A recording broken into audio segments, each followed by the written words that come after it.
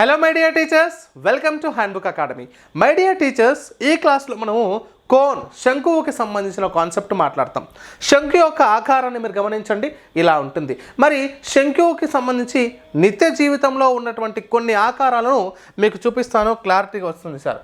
ఒకసారి ఇక్కడ చూడండి మై డియర్ టీచర్స్, దీన్ని బాగా గమనించుకున్నట్లయితే ఇక్కడ చూడండి, ఇది క్లియర్, ఓకేనా. ఇక్కడ మీకు ఐస్ క్రీమ్కి సంబంధించినట్టు కావచ్చు, క్రిస్మస్ ట్రీ కావచ్చు, మరి అదేవిధంగా మనకు ఇక్కడ చూడండి ఈ క్యాప్ కానీ, జోకర్ క్యాప్ కానీ, ఈ క్యాప్ కానీ, తర్వాత క్యారెట్ ఆకారం కావచ్చు. చూడండి ఇక్కడ క్లియర్గా మీకు ఇలా కనిపిస్తుంది సార్, శంకు యొక్క ఆకారాన్ని ఇస్తుంది. ఇవన్నీ కూడా శంకు ఆకారానికి ఉదాహరణలు మై డియర్ టీచర్స్, ఓకేనా. మరి దీన్ని ఆధారంగా చేసుకొని మరి శంకుకి సంబంధించి మరి ఎలా మాట్లాడుకుంటాం, ఇక్కడ ఏముంటుంది సార్ అంటే ఈ శంకు యొక్క బేస్ అనేటటువంటిది ఇది ఏ ఆకారాన్ని కలిగి ఉంటుంది సార్ అంటే వృత్తాకారాన్ని కలిగి ఉంటుంది. బాగా గమనించాలి సార్, ఇది ఏ ఆకారాన్ని కలిగి ఉంటుందండి? వృత్తాకారాన్ని కలిగి ఉంటుంది. మీరు ఐస్ క్రీమ్ని గుర్తు తెచ్చుకోండి, క్లారిటీ వచ్చేస్తుంది. ఈ వృత్తాకారం బేస్ అవుతూ అది వృత్తాకారం అనేటటువంటిది భూమిగా ఉంటుంది, మరియు ఇక్కడ ఒకే శీర్షాన్ని కలిగి ఉంటుంది సార్. ఆ ఎడ్జెస్ అనేటటువంటిది శీర్షాన్ని కలిగి ఉంటూ ఆ శీర్షము నుంచి ఆ వృత్తాకారపు ఇక్కడ కేంద్రం వరకు, ఆ వృత్త కేంద్రం వరకు గీయబడ్డటువంటి లంబం ఏదైతే ఉందో ఈ రేడియస్కి ఈ ఎత్తు అనేటటువంటిది లంబకోణాన్ని ఏర్పరుస్తుంది. ఇది 90 degrees ఉంటుంది సార్ ఇక్కడ. అప్పుడు ఇది ఏమవుతుంది సార్ అంటే ఇది హెచ్ అవుతుంది ఎత్తు, మరి ఇది రేడియస్ అవుతుంది ఆర్. అయితే మరి ఇక్కడ నుంచి ఫర్ ఎగ్జాంపుల్కి ఇది ఏ అనుకుందాం, ఇది ఓ అనుకుందాం, ఇది బి అనుకుందాం సార్. ఏఓబి అనేటటువంటిది ఒక లంబకోణ త్రిభుజం ఏర్పడుతుంది. ఇప్పుడు ఈ ఎత్తు అనేటటువంటిది ఏమవుతుంది సార్ అంటే స్లాంట్ హైట్ అవుతుంది సార్. స్లాంట్ హైట్ అంటాం సార్. దీన్నే తెలుగులో ఏటవాలు ఎత్తు అంటాం సార్, ఓకేనా. ఏటవాలు ఎత్తు అంటామంటే దీన్ని స్మాల్ ఎల్తో సూచిస్తాం. ఇప్పుడు ఈ విషయాలు గమనించుకుంటూ జాగ్రత్తగా వినండి. ఇప్పుడు ఇందులో భాగంగా క్షేత్రమితిలో భాగంగా ఉన్నటువంటి కోన్కి సంబంధించి మనం ఏమేమి నేర్చుకుంటామండి?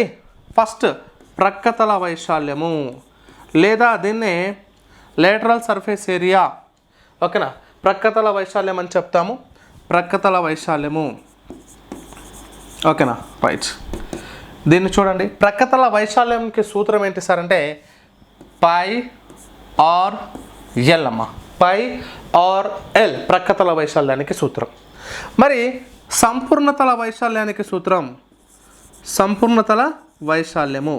సంపూర్ణతల వైశాల్యము టోటల్ సర్ఫేస్ ఏరియాకి ఫార్ములా ఏంటి సార్ అంటే ఇక్కడ పై ఆర్ఎల్తో పాటు ఇక్కడ కింద ఉన్నటువంటి బేస్ను కూడా తీసుకోవాలి, ఓకేనా. కాబట్టి అది ఏమవుతుంది సార్ అంటే base area of circle is equal pi are square అవుతుంది.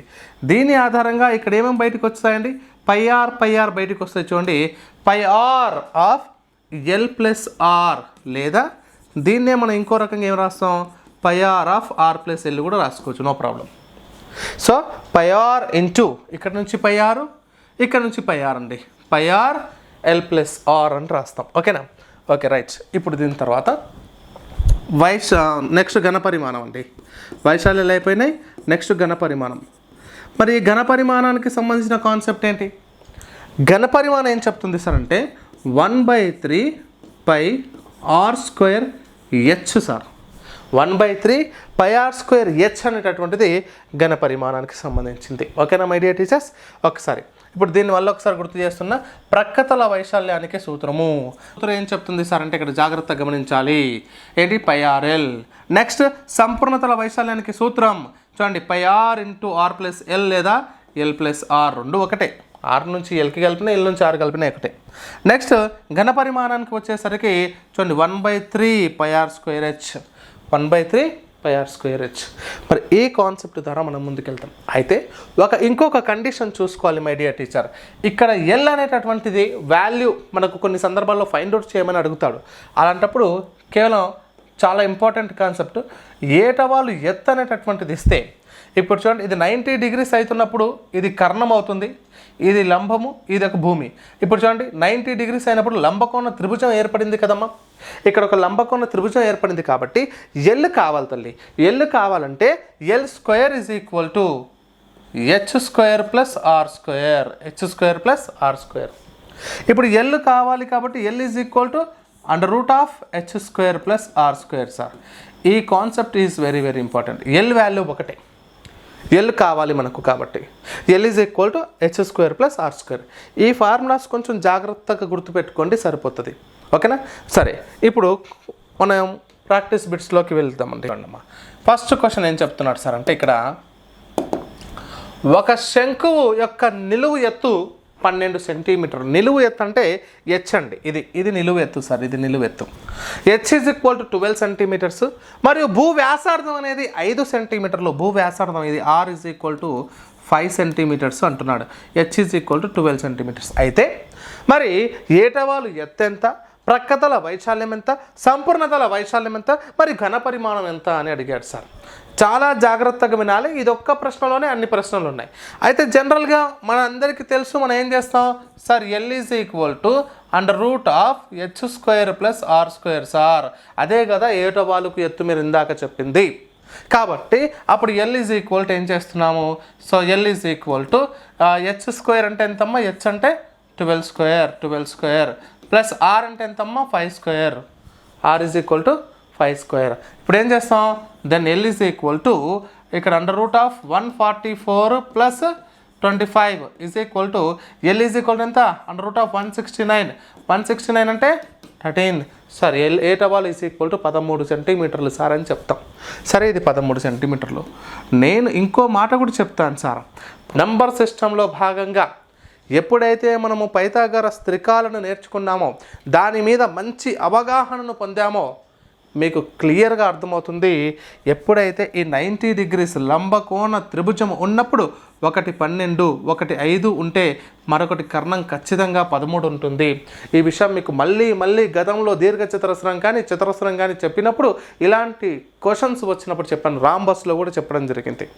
కాబట్టి మై డియర్ టీచర్స్, ఇక్కడ ఈ శంకువుకి సంబంధించి 5, 12, 13 మనకు పైథాగరస్ త్రికాల ఆధారంగా అసలు ఎల్ ఫైండ్ అవుట్ చేయాల్సిన అవసరం లేదు, ఏటవాలు చేయాల్సిన అవసరం లేదు, డైరెక్ట్గా చెప్పొచ్చు ఇది 13 అని.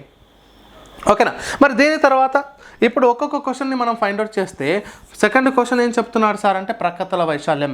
ప్రక్కతల వైశాల్యానికి సూత్రం ఏంటి, πRL. π అంటే 22/7 ఇంటూ ఆర్ అంటే 5 ఇంటూ 13. ఓకేనా సార్? ఇవన్నీ ఇంటూ చేయండి. 22 5 110.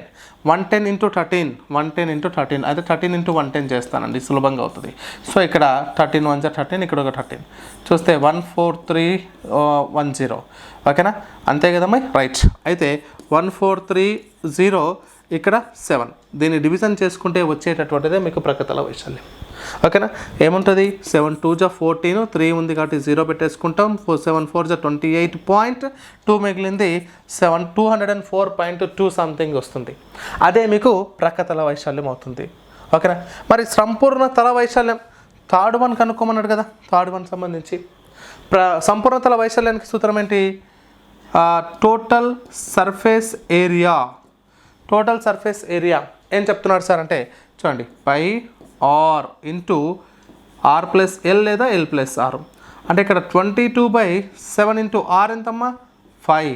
r ఇంటూ r ఎంత 5. ఇక్కడ r + l 5 + l అంటే 13 is equal to 22/7 into 22/7 into ఇది 5. ఇక్కడ 5 ఇంటూ ఇది ఎంత అవుతుంది సార్ ఇక్కడ, లేదంటే ఇది డైరెక్ట్గా 110 రాసుకోండమ్మా. 110/7 ఇంటూ 18. మరి అవి రెండు ఇంటూ చేసుకోండి, ఎంత వస్తుంది మనకి ఇక్కడ 18, ఇక్కడ 18 అంటే 1980/7.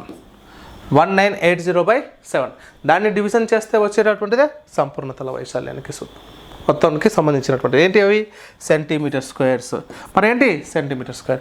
ఘన పరిమాణం అడిగాడు, ఘన పరిమాణానికి సూత్రం ఏంటి 1/3 πr²h.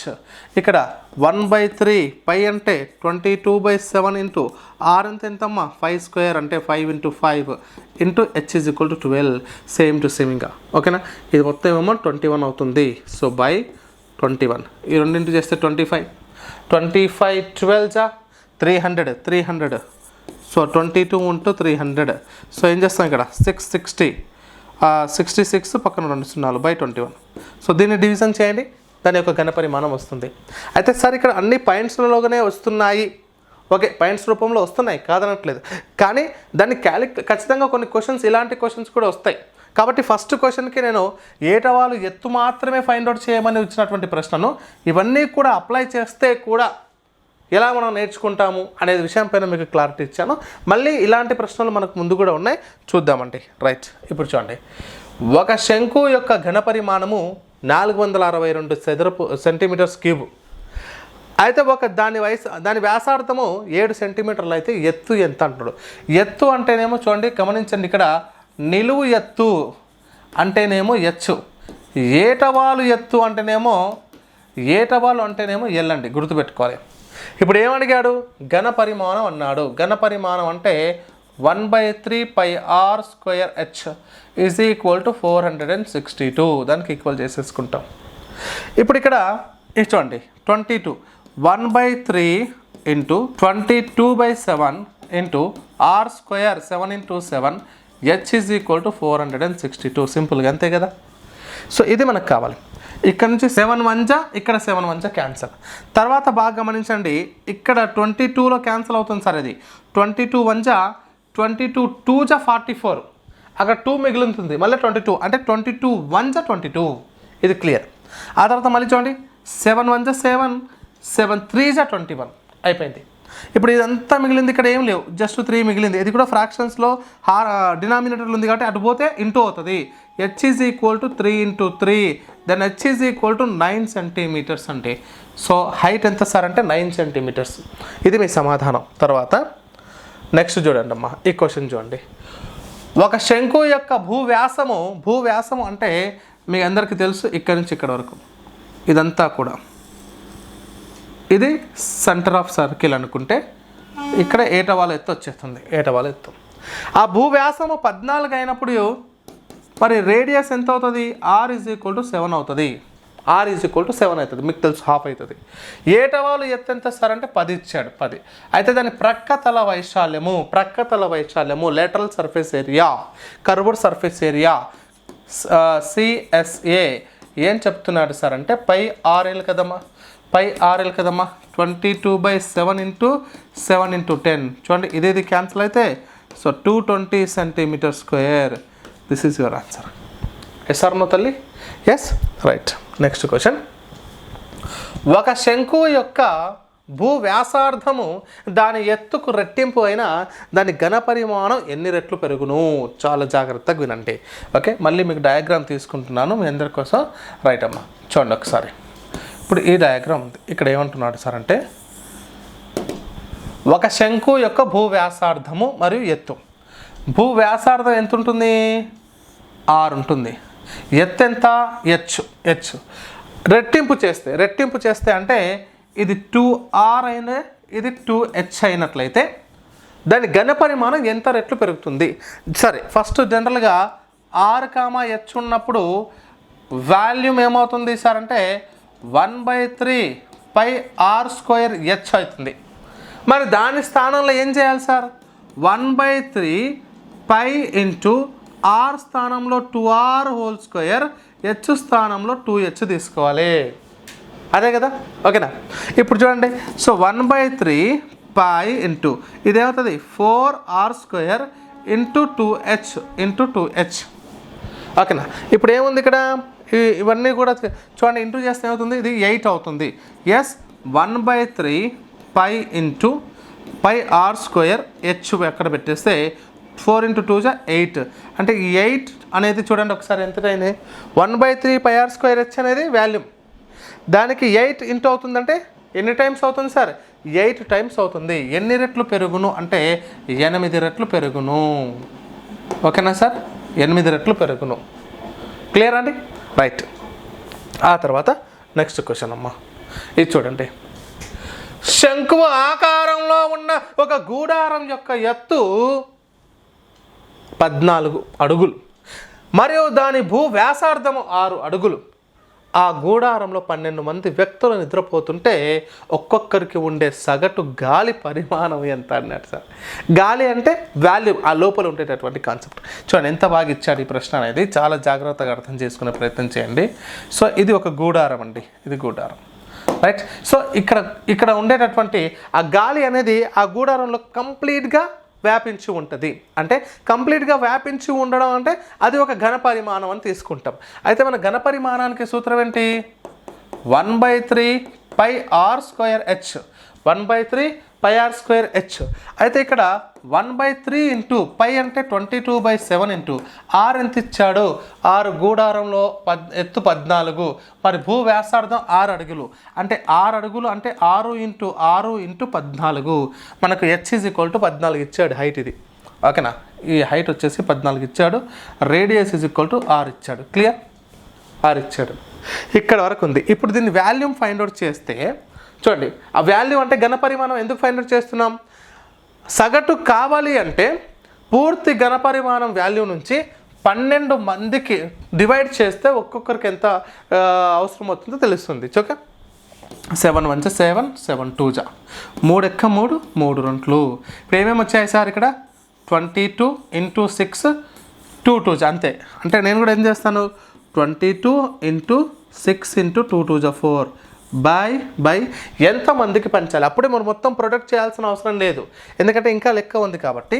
బై 12 చేసేసుకుంటే చూడండి, 6 ఎక్కం 6, 6 2, 2 ఎక్కం 2, 2 2. అంటే 22 × 2 = 44 ఘన అడుగులు.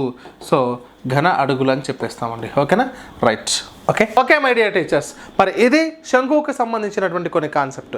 తర్వాత మళ్ళీ స్తూపము, గోళము, అర్ధగోళం కూడా చెప్తున్న తర్వాత కంప్లీట్గా వీటన్నింటినీ కొన్ని మిక్స్ చేస్తుంటాడు.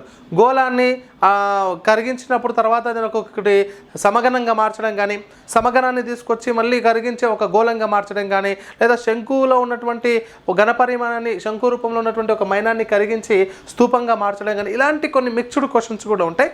అవన్నీ కూడా మనం తప్పకుండా ఆల్ క్వశ్చన్స్, మనకు అన్నింటికి సంబంధించినటువంటి అన్ని ప్రశ్నలతో కూడా ఒక వీడియో మీకు అందుబాటులో ఉంటుంది. So thank you for watching. Next మనం స్తూపం గురించి డిస్కస్ చేద్దాం.